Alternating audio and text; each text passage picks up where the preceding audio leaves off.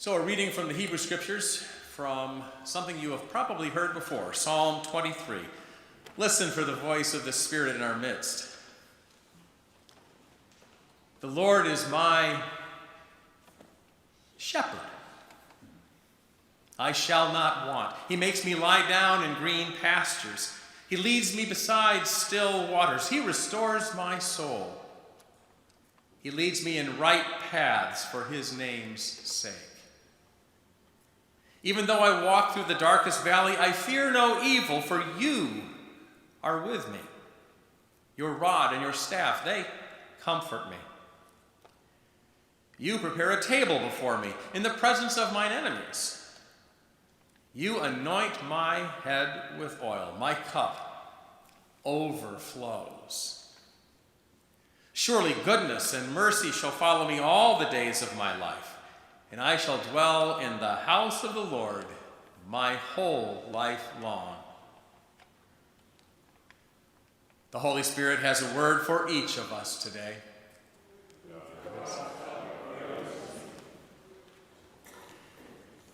And a reading of the Holy Gospel according to Matthew chapter 18, verses 12 through 14. Hear the word of the Lord for you today. Jesus speaks, saying, "So what do you think? If a shepherd has 100 sheep and one of them has gone astray, does he not leave the 99 on the mountain and go in search of the one that went astray? And if he finds it, truly I tell you, he rejoices over it more than over the 99 that never went astray. So it is not the will of your Father in heaven that one of these little ones should be lost." The word of the Lord. Thanks be to God.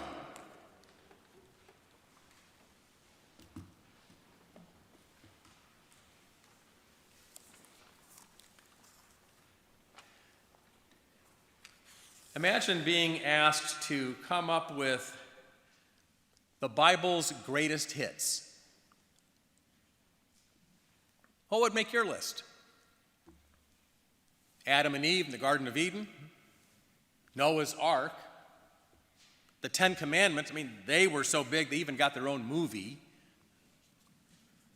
How about that Bible verse that is often promoted by spectators in the background of televised sporting events, John 3:16, the verse that begins, "For God so loved the world that he gave his only son."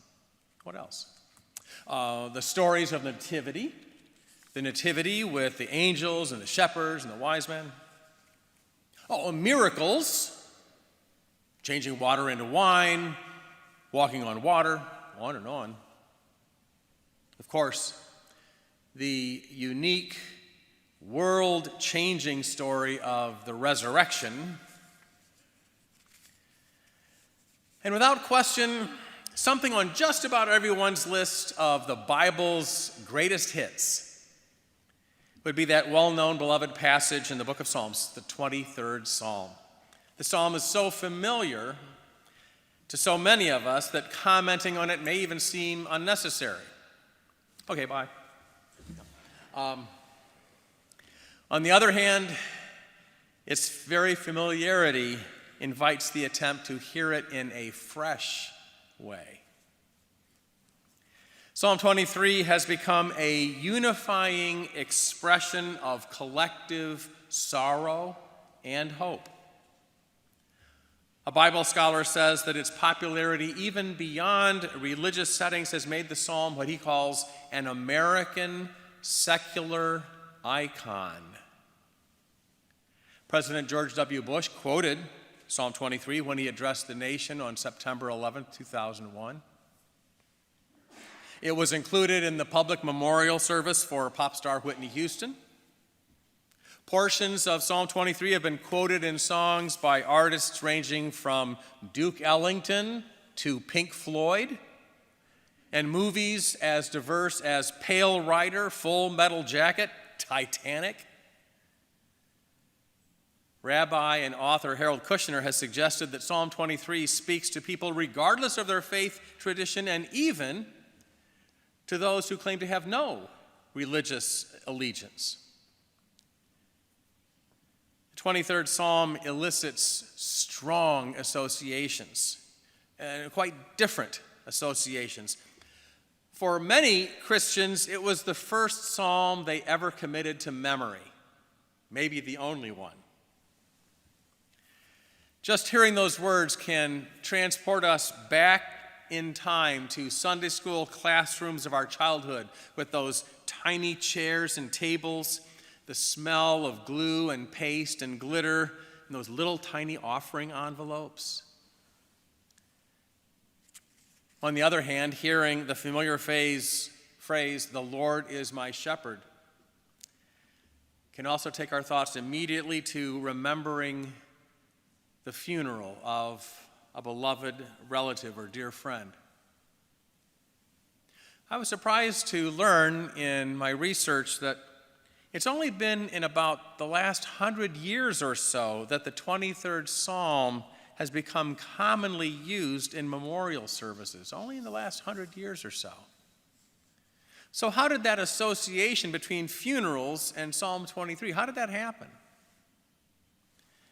Well, the antiquated King James Version's familiar English translation of that psalm included the familiar phrase, "the valley of the shadow of death."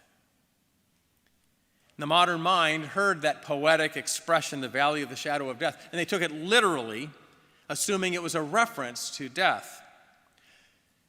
But actually, Bible scholars today believe that the original Hebrew text is a poetic expression for profound darkness and lostness. Not merely being caught in a spiritual or emotional shadow, but being mired in a shadow seemingly as deep and as inescapable as if the shadow were cast by death itself. And many conditions in life can have that effect on us. Loneliness, depression, chronic illness, grief, a sense of hopelessness. They all can evoke a feeling that one is in a valley of deep darkness, the darkest valley as it's translated today. And when we hear this so-called shepherd's psalm, we may be inclined to imagine that it refers to Jesus. And while the New Testament does depict Jesus as the Good Shepherd, Psalm 23 was written hundreds of years before the incarnation in Jesus Christ. So this psalm was not written about Jesus. Rather, it's intended to evoke a metaphorical image of God. An overview of the psalm reveals that in the first part, the writer describes God as being like a shepherd to sheep. And in the second part, God is described as being a host to a guest. Let's look at both themes briefly. First, God cares for the psalm writer's needs like a shepherd cares for the flock. The psalm mentions green pastures. I've visited the Holy Land many times. And I can assure you that what they think of as green pastures are nothing like the verdant hills you find in Amish country in midsummer. In most places in the Holy Land, flocks have to graze on large expanses of land foraging for scrub vegetation. Yes, some areas have more ground vegetation, especially in northern Israel, Palestine, and maybe that's that ideal that the psalmist envisions. And in the psalm, the shepherd leads the sheep beside the still waters. I've read that it's not true that sheep will only drink from still standing water. That's not true. They'll drink from a gently flowing stream. But I understand that they have a well-founded instinctive fear of falling into a stream because their water-saturated wool would become so heavy that they wouldn't be able to climb back onto the riverbank. Recently, I saw a YouTube video from Wales. showed how hard a man had to work to get a waterlogged sheep out of a stream. You can find it. You can search, not now, you can search man rescues sheep stuck in a river in Wales. You'll see it. And with that threat, inherent threat, we can understand why the shepherd leads the sheep beside, up to still, calm waters. Darkest valley, I've already talked about that. Then the psalm mentions a rod and a staff. These are two objects carried by the shepherd, a rod or club to defend against wild animals, and a staff or a long pole to guide and control the sheep. A shepherd probably also had a slingshot. The psalmist feels secure because the shepherd is prepared to care for him. Oh, by the way, we tend to picture the shepherds as men and boys, since the Bible presents us with figures like Abraham, David, who served as shepherds. But shepherding was done by girls and young women as well as boys. Rachel, in the book of Genesis, Zipporah and her sisters in Exodus are examples of young women who served as skilled shepherds. Okay, what about that metaphor in the second half of the psalm? The metaphor of God as host. The host does just what the shepherd does, provides food, drink, shelter, protection. Note that the psalm shifts from the third person to the second person. You prepare a table. You anoint my head, which serves to increase our intimacy with God. And despite this psalm seeming to be about the individual, I walk through the valley, he makes me lie down, my cup overflows, note that it ends with a reference to the house of the Lord. As we hear the psalm today, in this house of the Lord, the psalmist reminds us that each individual is part of a community putting our trust in God. That's a little insight into the structure and content of this familiar psalm. So, what might we take away from it besides the comfort of familiarity? Well, someone has suggested that we can't see God as shepherd if we don't see ourselves as sheep. When we open our eyes to how much we rely on God for everything, the more we realize God's provision in our lives. The more we realize God's provision in our lives. And maybe that awareness of God's provision in our lives develops into realizing that God may use us to provide for others. In this morning's Plain Dealer, columnist Terry Pluto wrote a column that, as I've done this service, I think he might have based that column on this morning's prayer of confession. Go back and look at that later. But his column addresses the question of what do you do when you are approached by someone on the sidewalk or someone at the end of a freeway ramp who's asking for money? And he doesn't give an easy answer. He gives a nuanced response because he points out that sometimes you may be challenged to realize that God is providing for others through you.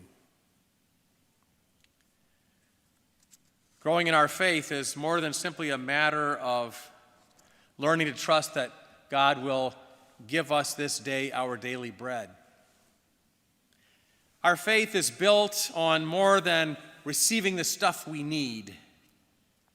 Our faith is built on relationship.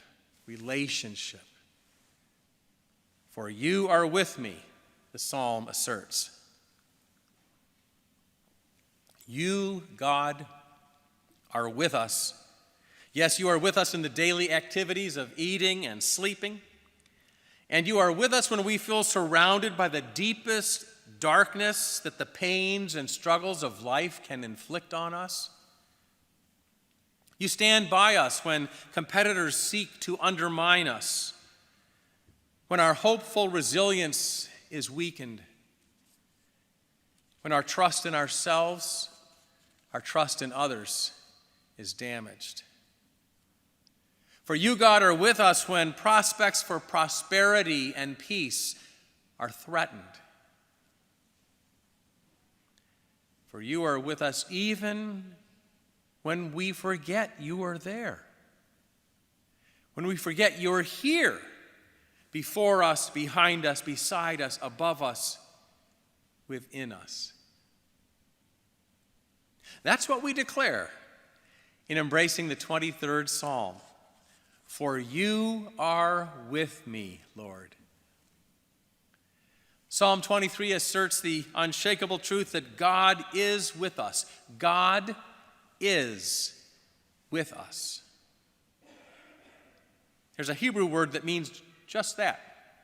That means God is with us. And that Hebrew word, if I asked the choir, they would all know it. It's Emmanuel. God is with us. God chose to make the truth of Emmanuel real for us when God came among us, being born into the tangible physicality of our world in Jesus, the Son. In Jesus, God entered our world, entered our lives to embody that relationship, that presence with us.